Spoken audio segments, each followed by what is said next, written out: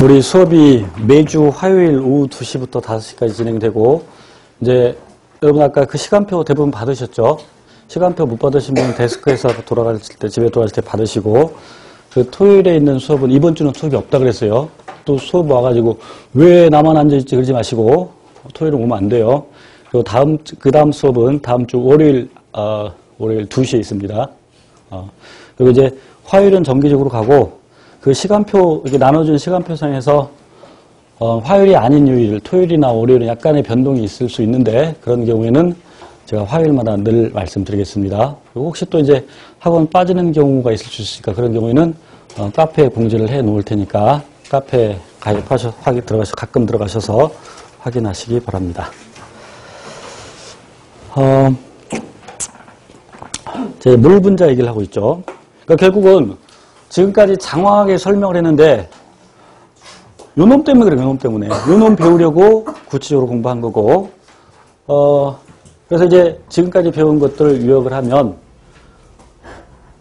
맨 바깥쪽 전자껍질에 첫 번째 전자껍질에는 2개 채우고, 그럼 두 번째 전자껍질부터는 그것이 최외곽 전자가 됐을 때는, 최외곽이 됐을 때는 8개를 채우려는 게 안정하다. 그래서 그 안정해지기 위해서 이온 결합도 나타나고 공유 결합도 나타나고, 되겠죠?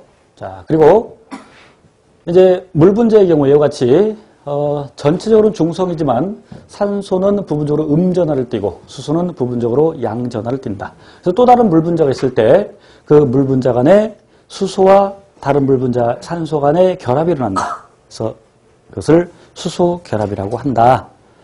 그래서 물 분자, 이런 것도 시험에 출제된 적이 있습니다. 그럼 물 분자 한 개에는 최대 몇 분자의 물 분자가 올 수 있느냐?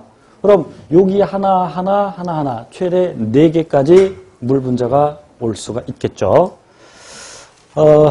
물의 상태는 액체 상태의 물도 있고, 고체 상태의 얼음도 있고, 그리고 기체 상태의 수증기도 있는데, 이렇게 물이 얼음이 되거나 물이 수증기 되었을 때 그 물의 성질이 달라져, 안 달라져? 달라져, 안 달라져? 화학적 성질. 화학적 성질은 달라지지 않죠. 그러니까, 그럼 물이 얼었다. 또는 물이 수증기가 됐다. 물리적 변화야, 화학적 변화야? 물리적 변화죠.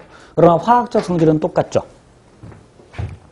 화학적 성질이 달라진다는 얘기는 물질의 종류가 달라지는 거야. 물질의 종류가. 그러니까 예를 들어서 수소 기체가 있는데 이 녀석이, 산소 기체랑 섞어놓고 수소 기체와 산소 기체를 섞어놓고 전기 방전을 시키면 스파크를 일으키면 수증기가 형성이 되죠. 그럼 이 경우에는 전혀 다른 물질이 됐죠. 이런 것이 화학 반응이죠. 이제 물 분자가, 그래서 물 분자의 성질을 정리해 보면 물 어쨌건 극성을 띠고 있다. 극성 분자이다. 또 수소 결합하고 있다. 그래서 물 분자의 독특한 특징이 나타나는데, 극성은 극성과 친하고 무극성은 무극성과 친하다. 아까 메탄은 물에 잘 녹겠어, 안 녹겠어? 얘는 무극성 분자이고 물은 극성 분자인데 무극성과 무극성 분자하고 극성 분자는 친하지 않죠. 그러니까 메탄은 물에 녹아, 안 녹아? 안 녹아. 그런데 암모니아는 극성 분자니까 물에 매우 잘 녹겠죠. 그래서 물이 극성을 띠고 있어서 극성 물질들을 또는 전하를 띠는 입자들을 물에 잘 녹인다. 그러니까 예를 들어서 이온 결합 물질. 그럼 나트륨 이온과 염화 이온이 있을 때, 나트륨 이온과 염화 이온이 있을 때, 자, 요 그림을 볼게요. 물에다가 소금 덩어리를 집어넣으면 녹는다. 그럼 녹는다라는 말은 나트륨 이온과 염화 이온이 결합되는 이 염화 나트륨이 나트륨 이온과 염화 이온으로 다시 분리가 된다는 얘기야. 이 염화 이온 주변에는 물 분자에, 이거 먼저 볼게요. 나트륨 플러스 전하를 띠고 있죠. 그럼 플러스 전하를 띠고 있으면 그 주변에 마이너스 전하를, 물 분자의 산소 부분들이 에워싸게 되죠. 그리고 이 그림이 다 뒤집어져 있는데, 다 잘못되어 있는데, 이게 마이너스 전하를 띠고 있으니까 수소 부분들이 다 물을 향해 있어야 되겠죠. 그리고 뒤집어져 있어야 돼요. 그래서 이와 같이 이온 결합 물질이 물에 잘 녹게 된다. 그리고 무극성 분자는 물에 잘 녹는다, 안 녹는다? 안 녹는다. 예를 들어서 산소, 물에 잘 녹아, 안 녹아? 산소는 이렇게 생겼잖아. 그럼 극성 분자야, 무극성 분자야? 무극성 분자죠.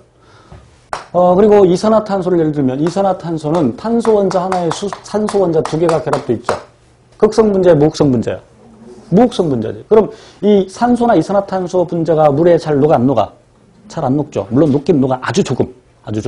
그러나 잘 녹지는 않는다. 그래서 극성 분자가 물에 잘 녹는다. 또 이온 결합 물질이 물에 잘 녹는다. 또한 이온이 물과 친하죠. 전하를 띠고 있으니까. 전하를 띠는 것들은 물과 친하다. 그래서 전하를 띠는 이온이나 아니면 극성 분자가 물에 녹아서 우리 체내에서 물질 운반에 적합하다. 그래서 수소 결합을 하기 때문에 또한 물 분자의 독특한 특징들이 나타나는데 비열이 크다. 비열의 단위를, 그러니까 어떤 이런 개념들이 나왔을 때 단위를 외우고 있으면 때로 쉬울 수가 있는데 비열의 단위는 칼로리 퍼 그램도씩. 어떤 물질 1g을 1도씩 높이는 데 필요한 열량. 물의 비열은 1이죠. 물의 비열은 1인데 어떤 물질 A라는 녀석이 있을 때 비열이 0.5라고 합시다. 그럼 이 물질은 1g을 1도씩 높이는 데 0.5 칼로리가 필요하다는 얘기야.